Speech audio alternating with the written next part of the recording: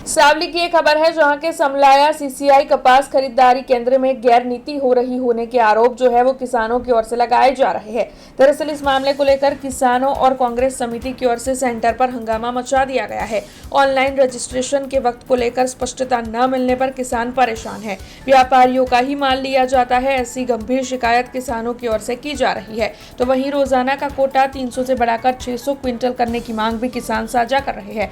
Registration की तारीख और वक्त जाहिर करने की, उसकी घोषणा करने की मांग भी किसानों की ओर से उठाई जा रही है। तब सीसीआई के सामने किसानों की ओर से इस मामले में लिखित पेशकश भी की गई है। वैसे आपको बता दें कि वडोदरा जिला में कुल 6 सेंटर पर 3 दिसंबर से न्यूनतम दाम पर खरीदारी शुरू हो चुकी है। तब इस वक्त समलाया सीसीआई कपास खरीदारी सेंटर में गैर नीति हो रही होने के आरोप किसानों की ओर से लगाए जा रहे हैं।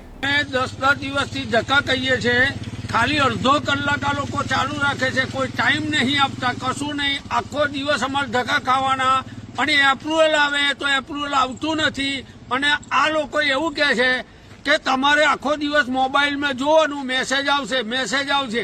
હર રોજ અમે ધક્કા ખાઈ ખાઈને થાકી ગયા છે અને તાનાશાહી અહીં આગળ દરેક વ્યક્તિનો નહીં લેવાતો, ખાલી વેપારીઓનો જ માલ લેવાય છે, ખેડૂતોનો બિલકુલ લેવાતો નહીં। પાટલા બોઈને વેપારીનો ડેલી અડધો જ કલાક આ લોકો ચલાવે છે અને ટાઈમ આપ્યો છે 10:30 વાગ્યાથી 5:30 વાગ્યા સુધીનો, પણ અહીં બંધ કરવાનો ટાઈમ નહીં, અડધો જ કલાક આ લોકો ચાલુ રાખે છે અને પછી બંધ કરી દે છે।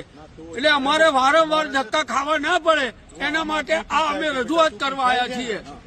માર્કેટમાં સીસીઆઈ દ્વારા કપાસનું ઉદ્ઘાટન કરેલ છે, ત્યારથી એ કપાસ લેવામાં આવે છે।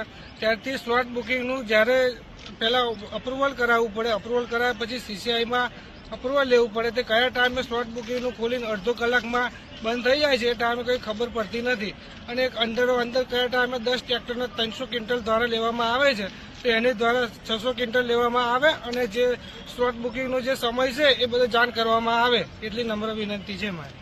हमसे जुड़े रहने के लिए हमारे YouTube चैनल को सब्सक्राइब करें और नई वीडियो की नोटिफिकेशन के लिए बेल आइकॉन को दबाएं।